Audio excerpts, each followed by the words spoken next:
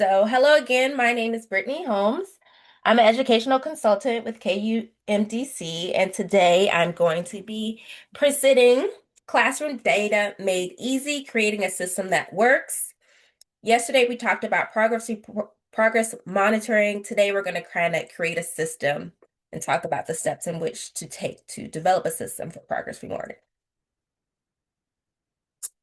So let's review what progress monitoring is. Progress monitoring refers to the process of collecting and analyzing data to assess students' performance, evaluate instructional effectiveness, and guide evidence-based interventions. It is especially critical for learners with special needs, helping educators tailor instruction, track growth over time, and ensure improved student outcomes. Once again, this is what we discussed yesterday, but if you're new, then this will be new for you. The benefits of progress monitoring is it helps with identifying struggling students early on and provides timely interventions.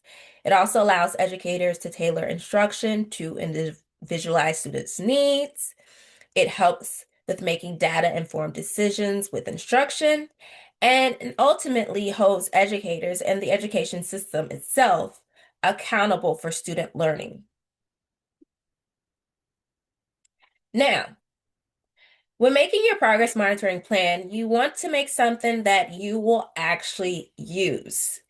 It doesn't need to be fancy or digital, just consistent and clear. To do this, you want a plan that is easy to use, quick to update, consistent, and focus on what matters. The secret here is for sustainability is simplicity. Don't make it harder than it needs to be. So, the first step for progress monitoring is define your priorities. Before you collect anything, get clear on what matters. Are you tracking IEP goals or are you tracking critical academic or behavior skills? Remember, don't try to track everything, just what you find to be essential. Ask yourself, what goals do I need to track? What skills, behaviors are critical? What does my team need to see? Now, let's look at the following scenario. We have Ms. Carter, who will be referenced throughout this presentation. Now, Ms. Carter is a 7th grade ELA teacher who has 5 students reading below grade level based on their beginning of the year benchmark assessments. And as school is starting, you're probably going to be taking some type of assessments to get a baseline. So this is perfect. Hearing this situation, what is a priority for Ms. Carter? Well, with this situation, it's clear. Ms. Carter needs to improve reading fluency and comprehension accuracy. To do this, Ms. Carter decides she would like to shoot for roughly a 20% increase every 6 weeks for her students. This goal would be easy for her to track, and it's also critical for student success.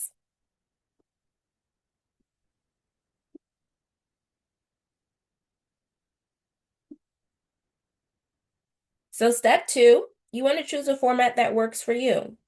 There is no universal data collection tool that works for everyone. So choose a format that fits your daily flow. Consider your teaching style and who you are. If you are someone who's constantly on the move, or are you someone who has a structured routine with set stations? You might prefer a paper clipboard you can grab on the go, a binder with tab sections for each student, or a digital format like Google Forms, a spreadsheet, or even apps like Class Dojo or ABC Data Pro.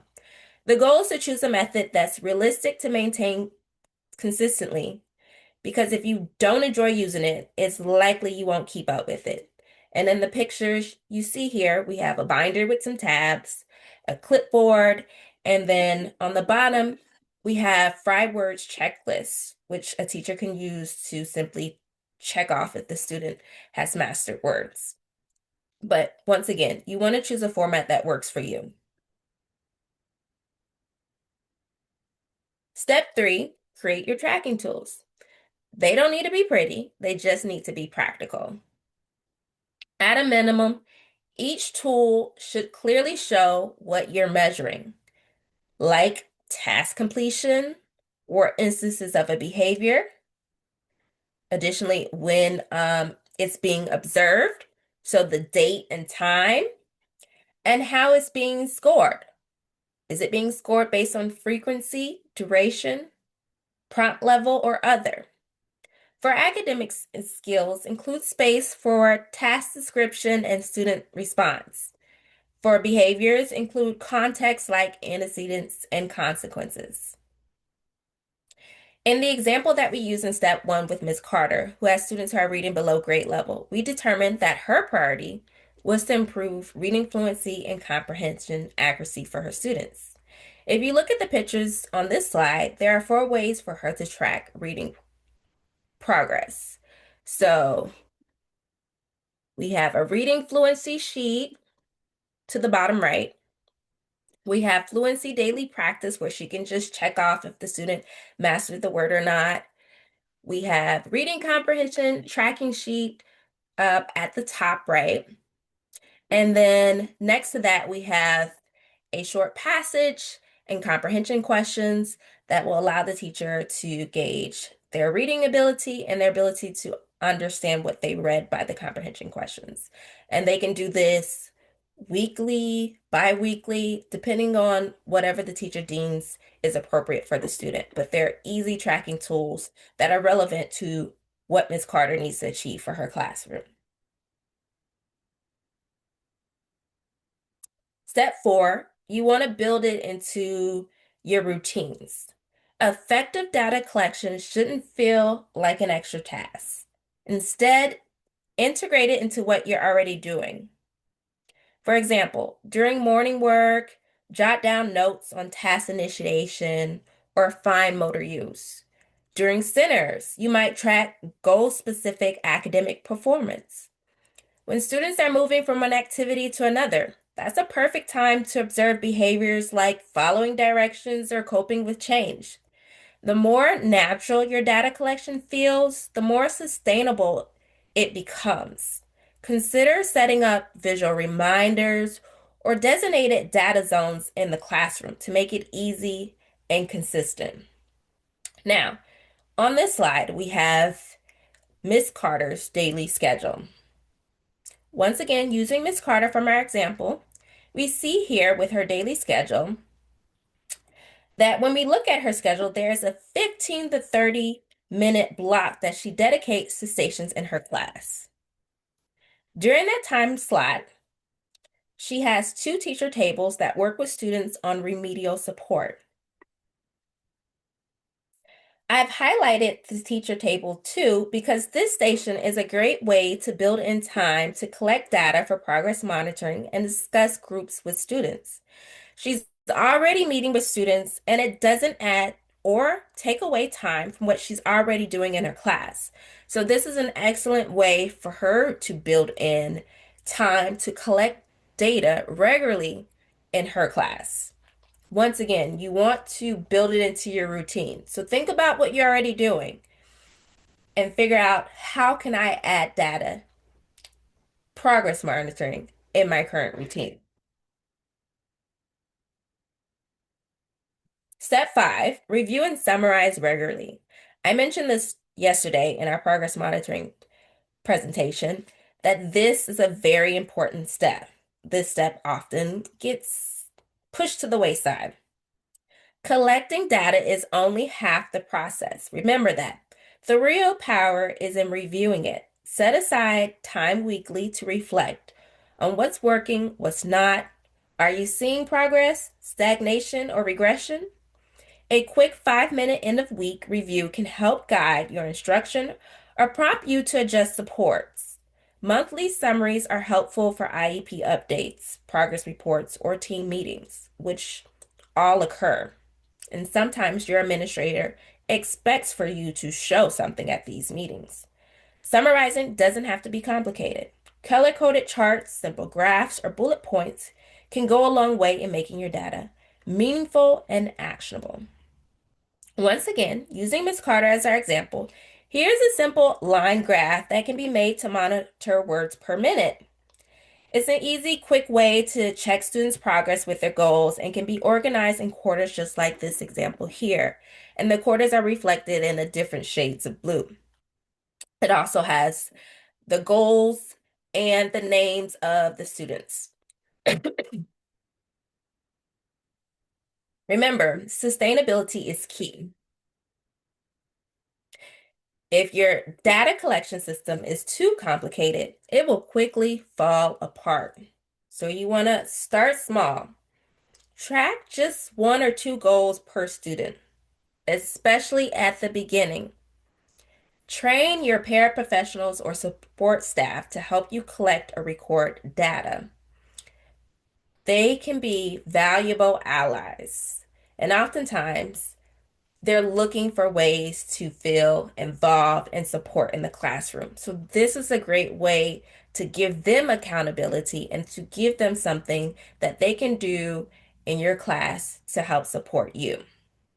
Post your data sheets or clipboards in easy access spots so that they stay visible and at the top of your mind. And remember, it's okay to adjust your system if it's not working. Simplicity and consistency always beats perfection when making a system that will work best for you. So now let's do some practice exercises. For the next slides, I will read a scenario and together we will work to apply the steps illustrated earlier. So for our first scenario, you are a fifth grade math teacher who has just received your students' fall benchmark results. The data shows wide gaps in several skills areas, including basic math computation and multi-step problem solving. With limited time and a variety of learners, you realize that tracking everything will only create confusion and burnout, which is not what we want for any teachers with progress monitoring. Instead, you need to narrow your focus. So for this teacher, what do you think would be the priority?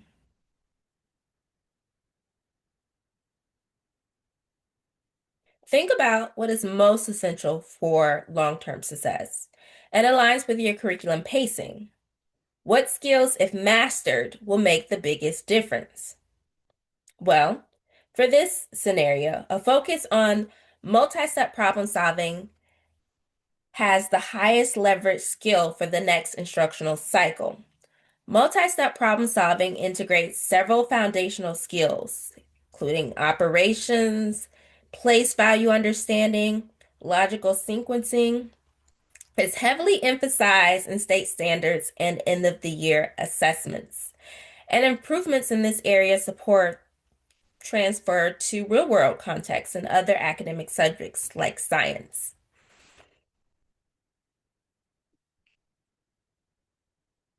Now let's look at the next scenario. You've been collecting data for years, but your current method, a clipboard with a checklist, is becoming unmanageable. And looking at this picture, it is a hot mess. Papers go missing, updates are inconsistent, and you're not finding time to analyze it effectively. You're ready to try something new, but it has to work with your day-to-day flow.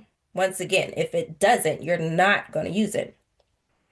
You don't want a system that adds complexity. You want something that works just for you.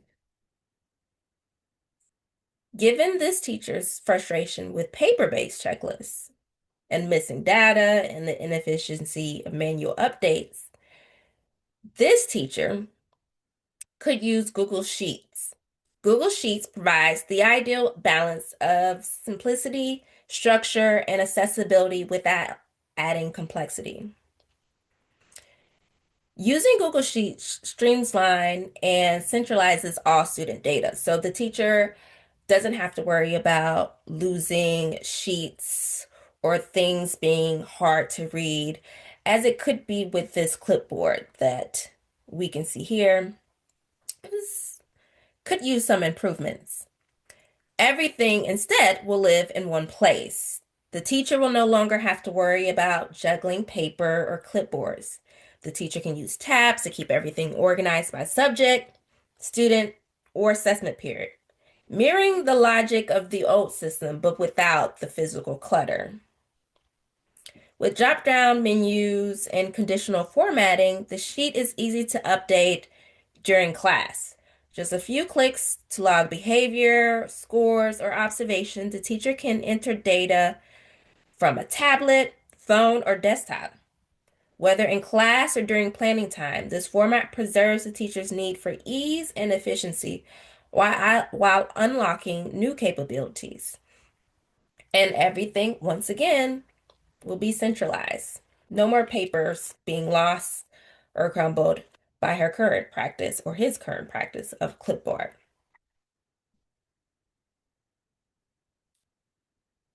Next, you're a high school biology teacher preparing to monitor lab skills for a group of students during a multi-week experiment unit. While you've used rubrics in the past, you find it hard to track how individual students improve over time in areas like lab safety, data accuracy, and scientific reasoning. You want a way to document both formative and summative checkpoints across several weeks, but don't yet have a system in place. Your challenge is to create a tracking tool that allows you to observe, document, and respond to patterns in students' performance as they engage in hands-on activities.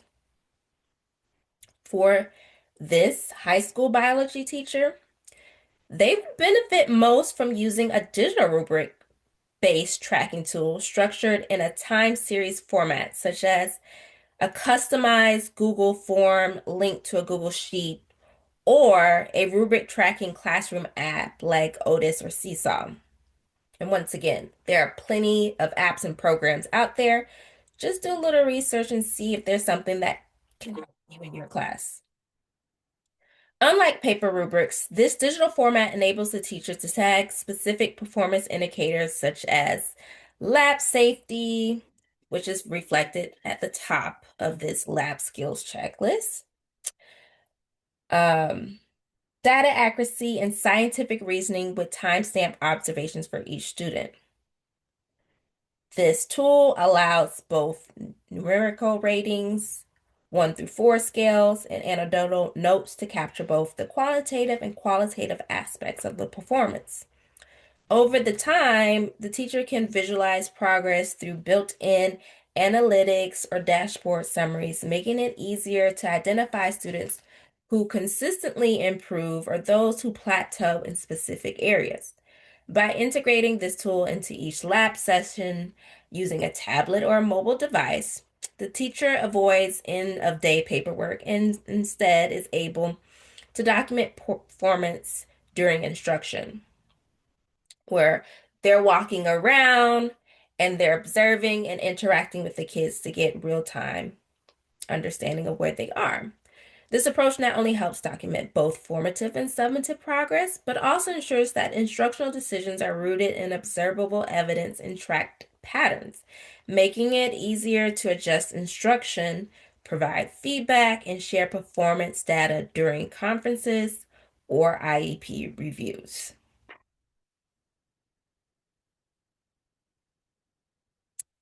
Our last scenario is you're a middle school social studies teacher with a class of 30 students and a packed daily schedule.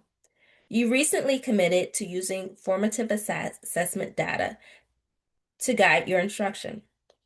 But after a few weeks, you're falling behind on actually reviewing or even collecting data consistently. You realize that unless it's built into your daily or weekly routine, it is not going to happen. You now need to rethink how you use your instructional minutes, planning time, or technology to build data collection and review into your workflow in a way that is manageable. Now, on the right, we have the actual schedule for this middle school teacher. To make data routines manageable without adding extra work, this teacher can embed quick formative checks into transitions and existing instructional activities. For instance, using the last 3 to 5 minutes of class for an exit ticket or either digital via Google Forms or other paper can provide immediate feedback on student understanding without disrupting the lesson flow. Additionally, assigning short reflection prompts or self-assessments during independent work time allows students to engage in metacognition while giving the teacher useful data. During planning time, the teacher can designate one consistent 15 to 20-minute block each week, perhaps on Friday afternoons or early in the week to give a quick, which will help with a quickly review of your data and allow you to adjust the upcoming lessons. But by pairing these activities with auto grading tools and simple color-coded trackers, the teacher can make data review part of their normal instructional cycle rather than an added task. So you want to look at your schedule, and it's the beginning of the year, so this is the perfect time to evaluate, I think I can consistently collect data at the end of the day, at the beginning or middle, using my plan routines of stations.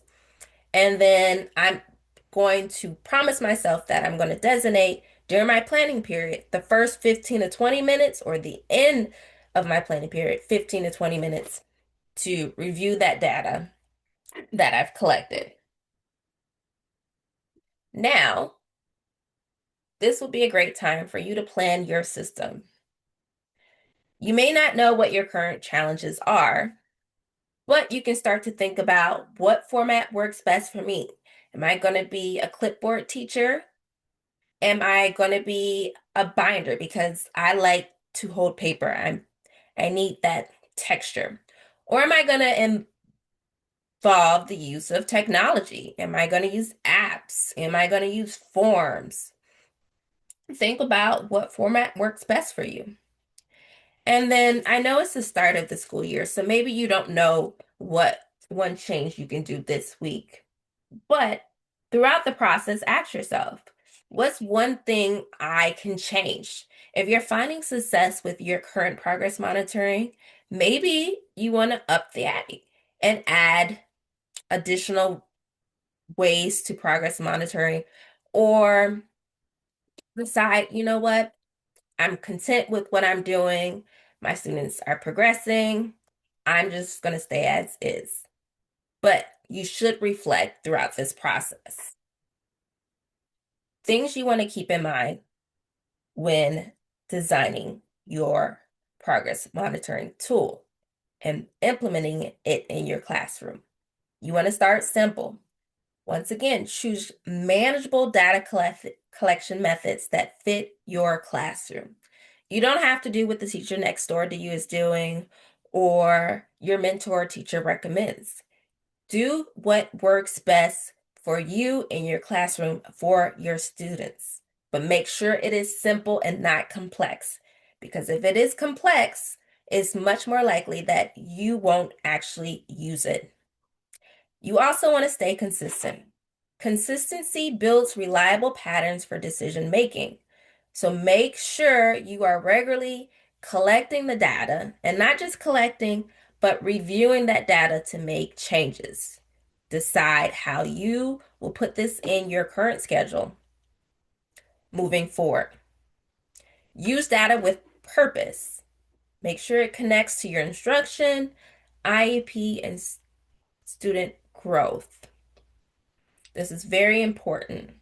It needs to connect to something. So make sure you find a way. Keep it teacher friendly. Systems should save time, not add stress. As a teacher, you have a lot going on and you're constantly being pulled to do many things. But you want to keep it teacher friendly. And once again, this is an excellent way to involve your paraprofessionals. Have them help collect the data. And maybe if they're collecting the data, all you have to do is review it and determine if adjustments need to be made. But keep it stress-free. You have enough on your plate. We don't need this to be something that's going to be stressing you out. And then collaborate and share. Involve staff, families, and students when possible. Students love to be able to see how they are progressing. It motivates them. Even parents love to see that.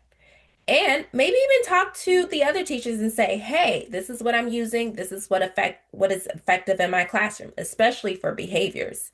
If one teacher is experiencing behaviors in another class and you notice that you have collected data and have implemented this intervention and that it's working, you can share that with other staff members, which helps them get on the same page. And so the student is able to work with the same interventions throughout their different classes, which will help them make more progress.